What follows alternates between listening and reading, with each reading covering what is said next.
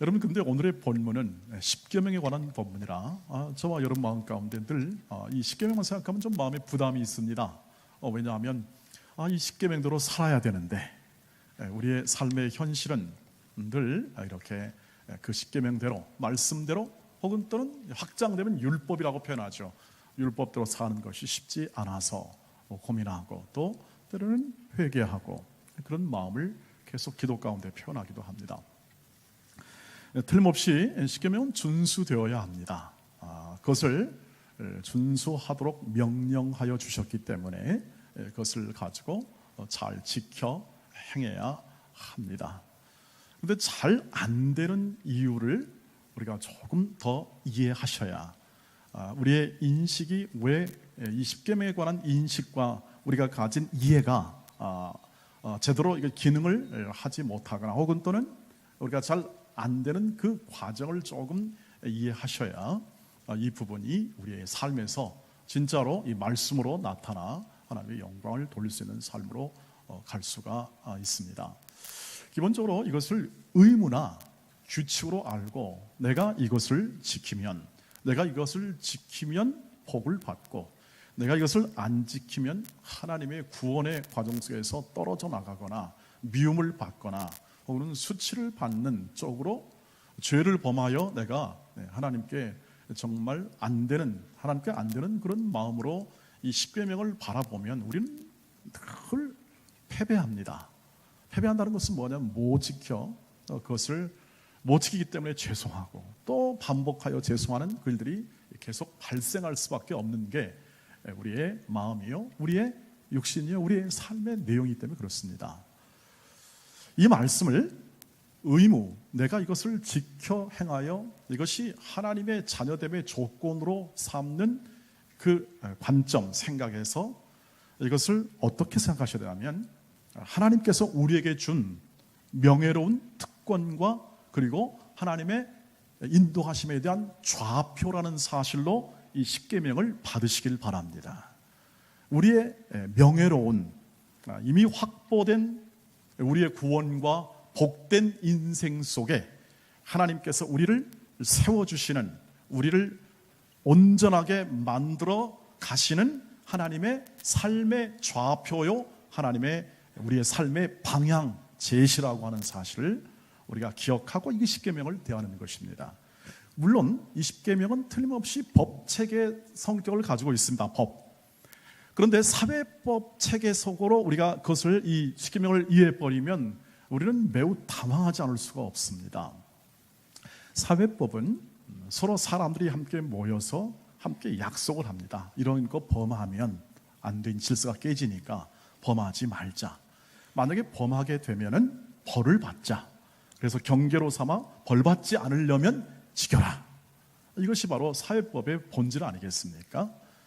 그런데 이것이 십계명은 그렇게 하나님이 주어지지 않았다는 것입니다. 십계명은 포함하여 모든 구약 안에 있는 율법과 하나님의 이 교훈의 모든 총체를 합해서 이제 십계명과 율법의 대표적으로 십계명을 얘기합니다. 이 십계명과 이 율법의 그 내용들이 어떤 법을 지키면 너 벌 받아라 하는 정도로 제시되지 않고, 이것을 통하여 너희를 성장시키고 하나님의 자녀다움으로 만들어내기 위한 하나님의 명령이요, 또 규칙이라면 규칙이요, 혹은 삶의 지표로 하나님이 제시하셨다는 것입니다.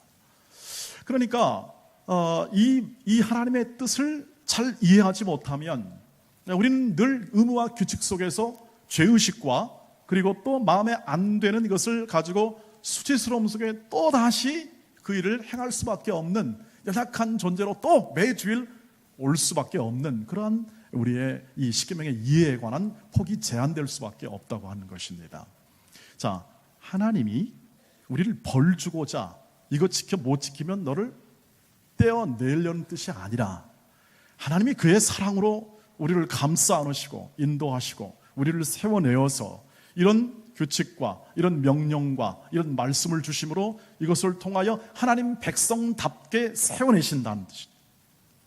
그 마음을 전달하기 위하여 오늘 2절 말씀에서 하나님이 이렇게 말씀하십니다. 한번 2절 말씀을 보시죠. 시작. 나는 너를 애굽 땅 종되었던 집에서 인도하여 낸 내 하나님 여호와니라. 이것을 먼저 얘기합니다. 십계명 조례 먼저 얘기하는 게 뭐냐면 나는 너희를 구원하는 하나님이시다. 이미 구원은 끝났다. 너희에게 이 구원을 시비 걸 자 아무도 없다. 너희는 내 은혜와 내 능력과 내 권세와 내 인도 아래 있는 자들이다 하는 것을 선언적으로 얘기합니다. 나는 너희를 애굽의 억압 속에서 꺼내어 너희를 해방의 여정 가운데, 자유의 여정 가운데 인생을 살아가도록 이끌어내는 나 여호와다라고 말을 합니다. 그리고 십계명을 줍니다. 그러므로 너희는 이렇게 행하라. 그러니까 내가 다 너희를 자유케 하고 복된 인생으로 지금 만들어 놨으니 너희는 마땅히 이 하나님의 자녀의 명예와 책임에 합당한 인생을 이렇게 살아가라 하는 취지로 이 십계명을 주었습니다. 그리고 그 안에 하나님의 마음을 담습니다. 왜 이것을 줘야 되냐는 마음이 담겨 있습니다. 너희를 사랑하니까 준다. 너희를 세우려니까 준다. 너희의 인생을 그렇게 살면 안 되니까 준다. 너희를 이렇게 너희 뜻대로 너희 마음대로 사는 인생을 탈피하고 하나님의 창조의 목적과 인간됨의 목적에 맞는 인생을 살아가도록 하기 위하여 이 명령과 규례를 준다 하는 의미를 담고 있습니다. 여러분, 마치 부모의 마음과 같죠. 그래서 하나님의 가족으로 표현합니다. 우리 온 이스라엘 백성을 하나님의 가족으로 표현하고 하나님의 백성으로 표현하여 이제 가족이 크니까 나라가 되는 겁니다. 커서 늘 그렇게 표현합니다. 그래서 우리가 이해하기 쉬운 방법은 뭐냐면 우리 교회 공동체가 하나님의 한 가족으로서 한 가족 속에 임하는 모든 부모와 자녀의 관계로 이해하면 아주 그것은 명확해집니다. 제가 가끔 이런 설명을 드립니다. 우리가 아이들에게 공부 열심히 하라고 하는 이유, 그리고 아이들이 시간을 허비하지 말고 좀 쓸모 있는 삶을 살아가도록 그렇게 교훈하죠. 특별히 여러분 중고등부 아이들이나 이런 아이 때, 요즘은 또 초등학교 애들이 있다고 그러는데요, 게임 때문에 많은 아이들이 꽤 많습니다. 게임. 어르신들, 지금 연세 한 70 이상 되신 분들은 자녀들이 게임하는 것에 대해서 이렇게 이해가 안 되실 겁니다. 왜냐하면 게임 세대가 아니잖아요. 그러나 지금 아이들 키우는 세대나 저도 경험했습니다만 이 아이들 가운데 이 사춘기 때 이 게임 때문에 너무 문제가 됩니다. 한 번은 우리 아이가 걸렸습니다. 뭘로? 게임으로. 근데 아이들이 게임을 속여서 합니다. 속여. 그런데 여러분, 그 속이는 그 마음이 아이들에게는 어쩔 수 없습니다. 왜냐하면 하고는 싶은데 부모들은 못하게 합니다. 너 게임하면 넌 당장 컴퓨터 박살내버린다고 그러니까. 근데 어떤 날 전화하다가 걸렸습니다. 뭐 걸립니까? PC방에서 전화했습니다. 그걸 몰랐습니다, 이 아이가. 그래가지고 어머니가 분노하기 시작합니다. 그 분노를 이루 말할 수 없는, 너는 오늘 네 컴퓨터와 모든 아이폰 포함해서 너는 끝! 그러니까 이 아이의 얼굴이 흑빛이 될 수밖에 없는 그런 상황에 처한 이 부모의 마음을 한번 생각해 보시라는 거죠. 아마 이런 말을, 이 마음들을 겪는 부모들이 꽤 많을걸요. 근데 그 마음이 무슨 마음입니까? 진짜 박살내지는 않았습니다. 그 마음, 그 생각을 그 의사로, 언어로 표현하여 부모들은 그렇게 표현합니다. 너 공부 못하면 나가 어떻게 하라? 여러분 상상에 맡기겠습니다. 저는 그러지 않습니다. 여러분, 저는 그러지 않습니다. 부모들, 사랑하는 이 자녀를 사랑하는 부모들은 그렇게 합니다. 얘기합니다. 나가 거시기 해라. 거시기 해라. 그 마음이 바로 5, 6절 마음입니다. 한번 읽어보시죠. 5, 6절 하나님의 마음을 보세요. 5, 6절 보시길 바랍니다. 시작.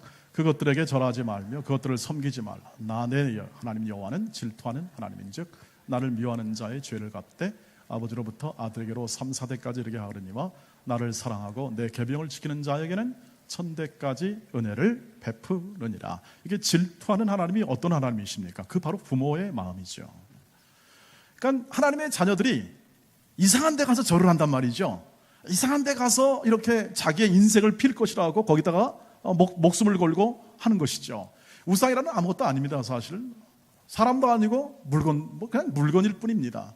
형상일 뿐입니다. 근데 거기다 가서 절을 하고 그것을 통해서 복을 받게 생각하고 그것을 통해서 내 인생을 펼 것이라고 생각하는 그런 모든 것들에 대해서 하나님은 질투한다는 거죠. 하나님의 자녀들이 그런 인생을 살면 하나님 마음이 견딜 수가 없는 거예요. 불붙은 심정이 부모의 마음이 견딜 수가 없으니까 어떻게 합니까? 너 나가 뒤질래, 이런 얘기하는 거죠. 드디어 제가 고백을 하고 말았네요. 나를 미워하는 자의 죄를 갚는다는 말이 그 말입니다. 여러분, 부모의 말에 순종하지 않는 것은 부모를 미워하는 것과 같습니다. 결국 순종하지 않는 건 아버지로부터 아들까지 3, 4대까지 너는 벌을 좀 받아야겠구나 하는 뜻이고요. 그 다음에 6절 말씀 보면 그러나 나를 사랑하고 내 계명을 지키는 자에게는 언제까지? 여러분 3, 4대하고 1000대는 게임도 안 되는 겁니다. 1000대까지 베풀겠다는 것은 하나님의 마음이 그렇다는 것이죠. 하나님께서 당신이 사랑하는 자녀들이, 우리 사랑하는 자녀들이 딴 데 가서 이상한 짓 하고 시간들을 엄한 데 써가지고 자원과 인생을 낭비하는 것을 하나님이 불붙는 심정으로 말씀하시는 것이 바로 이 말씀에 담겨 있다고 봅니다. 그러니까 이것을 자꾸 법적으로 보면 우리의 삶이 견딜 수가 없는 이유는 그 마음에 담긴 말의 의미를 알아야 깨우침이 있죠. 깨우침 속에서 자신의 인생과 삶을 갖고 갈 수 있는 동력을 얻고 힘을 얻게 마련입니다. 그래서 질투하시는 이 하나님, 그래서 그 마음 가운데 자녀들에 대한, 하나님의 백성에 대한 큰 사랑 때문에 이렇게 하시는 것이다. 십계명을 주신 이유는 바로 그것입니다. 이렇게 살아 하나님의 자녀됨을 증언해다오. 그것이 너의 명예요, 너의 책임이다. 이 땅을 살아가면서 가는 책임이라는 것이죠. 여러분, 그래서 십계명은 하지 말라는 게 많습니다. 하라는 것은 내 부모를 공경하라, 딱 달랑 요거 하나 해놓고 나머지는 전부 다 하지 말라는 겁니다. 남성 성도들이 주로 시험에 빠진 게 뭐냐면, 교회 가면 왜 이렇게 하지 말라는 게 많냐? 내가 다 인생 살고 다 은퇴하고 다 할 일 없으면 내가 그때는 갈게. 왜냐하면 나 하고 싶은 대로 살지 못하니까 하지 말라는 게 많이 있으니까. 그러나 그 하지 말라는 것은 전부 다 그 자녀의 생명 있는 삶을 위한 것이죠. 삶을 위한 것입니다. 그러면 왜 그런지에 대한 일을 조금 더 이해하기 위해서 이 하나님의 마음이 담긴 이 십계명이 어떻게 예수님에 의해서 다시 신약시대를 살아가는 우리들이죠, 예수님에 의해서 재정의되고 있는 날을 살펴보면 그것은 더 명확해집니다. 그 말씀은 우선 마태복음 22장 37절로 40절 말씀을 읽으시면 더 명확해집니다. 읽어볼까요? 시작. 예수께서 이르시되 내 마음을 다하고 목숨을 다하고 뜻을 다하여 주 너의 하나님을 사랑하라 하셨으니 이것이 크고 첫째 되는 계명이요 둘째도 그와 같으니 내 이웃을 내 자신같이 사랑하라 하셨으니 이 두 계명이 온 율법과 선지자의 강령이니라. 강령이라는 것은 요약하다 혹은 썸머리하다 이런 뜻입니다. 그러니까 구약을 다 요약하면 하나님을 사랑하라, 내 이웃을 사랑하라. 십계명을 그대로 요약한 것과 같습니다. 그래서 십계명은 모든 것의 모법이 된다는 말은 모든 율법의 기초가 되는 말씀, 하나님을 사랑하고 내 이웃을 사랑하는 것입니다.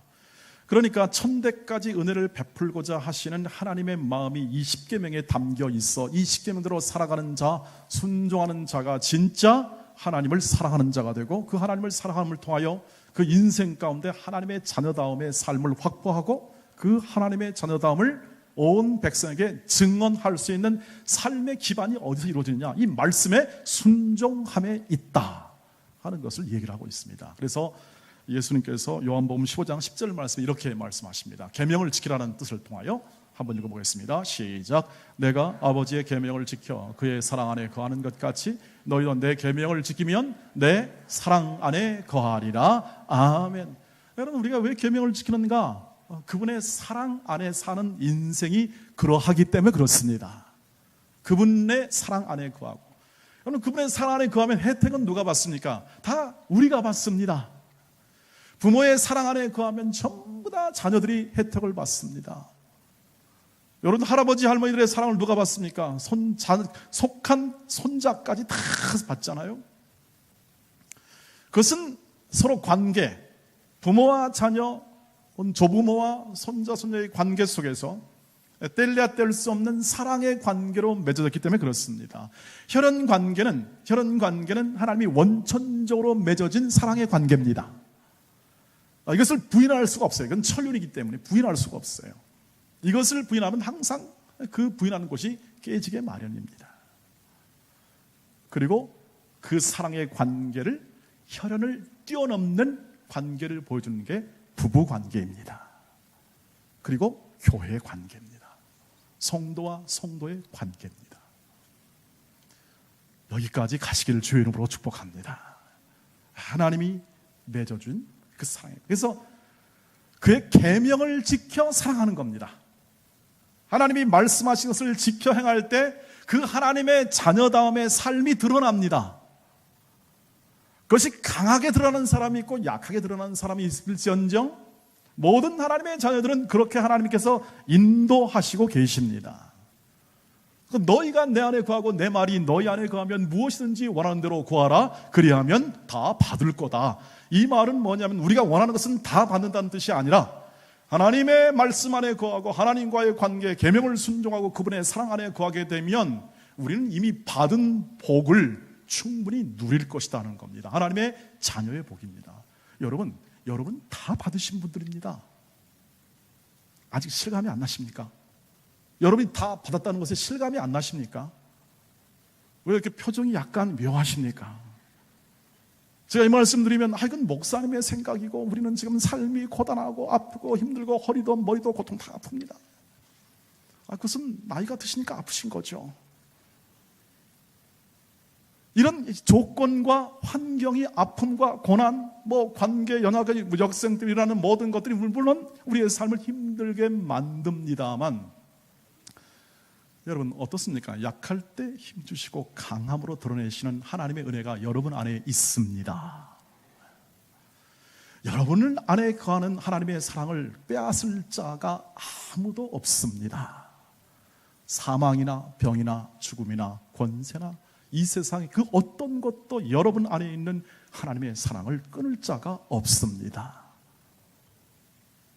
우리는 늘 얘기합니다. 내 조건, 내가 예수를 믿으면 내가 하나님을 믿는데 왜 나는 아직까지 삶이 안 펴고 건강이 더 펴지 않고 하는 것에 우리의 관심이 되게 가 있습니다. 그러니까 실감이 안 납니다. 그러나 하나님의 말씀과 하나님의 계명을 준수함을 통하여 하나님의 인도와 하나님의 관심과 목적에 초점을 맞춰보면 우리는 다 가진 자입니다. 이 세상 사람이 갖지 못하는 가장 중요한 보배가 이 하나님의 계명입니다.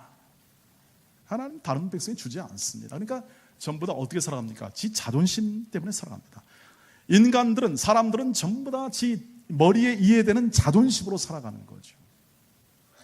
거기서 도덕이 나오고 거기서 윤리가 나옵니다. 그것을 통하여 그 모든 사람들이 더 나아질 것을 기대하며 살아갑니다. 그 나아질 것을 기대하면 뭡니까? 내가 너보다 좀 더 낫다는 것입니다. 도덕적으로 좀 낫다. 나는 너보다 좀 다르다, 별종이다 하는 것을 증명하기 위하여 열심히 공부하고 열심히 돈을 벌고 열심히 삶을 살아가고 안 되면 원망도 하고 불평도 하면서 살아가는 게 삶의 삶이죠. 그런데 그런 가운데서도 문명도 만들기도 합니다. 제가 자존심부터 출발했습니다. 사람의 자기의 마음부터 출발했습니다. 그래가지고 좀 귀족이 높은 집에 올라가면 노블스 오블리제, 그런 귀족의 고상한 의무를 하는 그런 도덕적으로서 만들어서 스스로를 그렇게 행하면서 멋진 인생을 살았다고 자부하고 살아갑니다. 동양에서는 어떻게 합니까? 서양에서는 노블스 오블리제, 동양에서는 여러 가지 삼강 오륜, 고귀한 덕목을 만들어서 자기 자존심을 어떻게 하면 채워나가는 인생을 살아가는 거죠. 그래서 양반이 되면 물에 빠져도 어떤 헤엄은 절대 안 친다? 예, 남자들은 다 압니다. 왜? 자존심이 있거든요. 자신 있습니다. 이것을 채우는 인생이 사람의 인생입니다. 이것을 확보하여 내 인생은 너보다 좀 낫네, 다른 사람한테 꿀리지 않는 인생을 살아가겠다는 마음이 조금 더 우월감을 갖고 내 마음의 만족을 채우는 게 우리의 인생입니다. 우리의 모든 이 땅에 있는 사람의 삶입니다. 그분들에게는 그것이 인생이고 그것이 삶입니다. 근데 그것이 구원을 주지 못합니다. 그것이 우리의 삶의 이 모든 죽음을 해결하지 못합니다. 우리 인생 가운데 있는 가장 처절한 아픔을 가져오는 이 파괴된 관계를 평화로 복구할 수 있는 힘을 주지를 못합니다. 우리의 가난과 기아에 허덕이는 모든 사람들의 간절한 염원의 모든 충족을 그들이 줄 수가 없습니다. 하나님은 생산해 내십니다. 하나님은 이 지구란 땅덩어리를 통해서 많은 농산물과 수산물과 모든 햇빛 공기를 통하여 인간이 충분히 먹을 수 있는 것들을 생산해 내지만 인간들은 자신의 탐욕과 생각을 가지고 억제하고 경제활동을 통해서 자기들의 이익을 취하여 이것이 왜곡됩니다. 권력자들은 자기 권력을 지키기 위하여 분배되는 것을 막습니다. 이것이 현실이라는 거죠. 사람이 살아가는 가치요, 지금의 현실의 세상의 힘입니다. 이것 때문에 눌려 있습니다. 우리가 눌려 있고 이런 가치를 따라가는 세상 사람들의 생각이 더 강한 것처럼 보여가지고 하나님의 계명을 지킬 엄두를 내지를 못하는 그런 마음이 있습니다. 여러분, 오늘 이 아침에 확인합니다. 신의 산에서 사람들이, 하나님의 백성들이 모여 하나님의 말씀, 이 십계명을 받은 이 사건이야말로 언약이라고 합니다. 언약. 아브라함과 이삭과 야곱을 통하여 이루어진 하나님의 언약이 이 신의 산에서 다시 확인되고 갱신되어서 신실하신 하나님의 보호와 인도하심을 하나님께서 제공하고 인도하시니 너희는 이 말씀대로 준행하라 하는 말씀을 듣는 것이 그들의 가장 큰 보배로운 백성의 복입니다. 여러분, 우리는 이 아침에 확인합니다. 신의 산에 모인 하나님의 백성들처럼 하나님의 공동체와 교회에서 모여 하나님의 음성을 듣고 오늘 말씀을 듣고 이 말씀을 들음을 통하여 이 땅의 사람에게 주지 않는 하나님의 말씀이, 이 하나님의 말씀이 내 인생과 내 삶의 기초가 되고 가치가 되고 철학이 되고 그 모든 핵심과 심장이 되어 하나님 그 말씀에 순종하는 인생을 살아가고자 하는 내 결심과 내 마음의 확정이 저와 여러분을 하나님의 백성답게 세워주실 줄 믿습니다. 그러므로 세상의 길은 세상 사람들이 살게 하십시오. 오늘 하나님의 백성으로 부르심을 받아 말씀을 듣고 하나님의 보배로운 백성이 소유가 되어서 전 세계를 향한 제사장, 그 직분, 다시 말하면 전 세계를 향한 하나님의 증언자로서 하나님이 세우시는 하나님의 인도와 열심에 따라 주시는 이 복된 하나님의 말씀이, 하나님의 계명이, 하나님의 율법이 우리의 생명이 될 줄 믿습니다. 그것은 지켜 행하고 의무나 규칙이나 내 모든 내 욕심과 내 의지나 내 조건을 만족시킨 것이 아니라 나를 사랑하고 나를 세우시는 하나님, 나를 복되게 하신 하나님께서, 나에게 구원의 온전함을 다 주신 하나님께서 내 인생의 모든 삶 가운데 하나님의 백성 다음으로 더 온전히 세워주시는 하나님의 은혜의 말씀, 은혜의 수단, 하나님의 복됨이 흘러가게 만드는 하나님의 마음이 충만하게 개입되어 역사하는 놀라운 하나님의 선물이 될 줄 믿습니다. 많은 신앙인들이 이렇게 말합니다. 이 율법은 하나님의 선물입니다. 많이들 가지시길 바랍니다. 우리는 이 길로 가는 사람들입니다. 그래서 불렀습니다. 이 길로 걸어가자. 현실은 광야입니다. 현실은 우리의 삶의 위협 속에, 모든 위협 속에서 두려움을 가지게 만들 수 있고, 우리의 건망증은 나날이 새로워집니다. 그리고 우리의 신경은 나날이 쇠약해지는 그 삶을 살지만 내 안에서 하나님의 법을 순종하고자 하는 내 마음의, 내 심령의 거룩한 그 마음의 열정은 날마다 새롭도다. 내 겉사람은 후편하 내 속사람은 날마다 새롭도다. 여러분, 이 은혜가 오늘 이 아침에 하나님의 음성으로 여러분 심령 속에 잘 자리 잡기를 주의 이름으로 축복합니다. 여러분, 그럴 때 그 말씀하신 계명을 통한 우리의 삶의 내용이 채워집니다. 그때 우리는 이 땅을 살아가면서 있는 모든 내 이웃을 사랑함에 대한 하나님의 명령과 규례가 즐거이 내 마음 가운데 즐겁게 느껴집니다.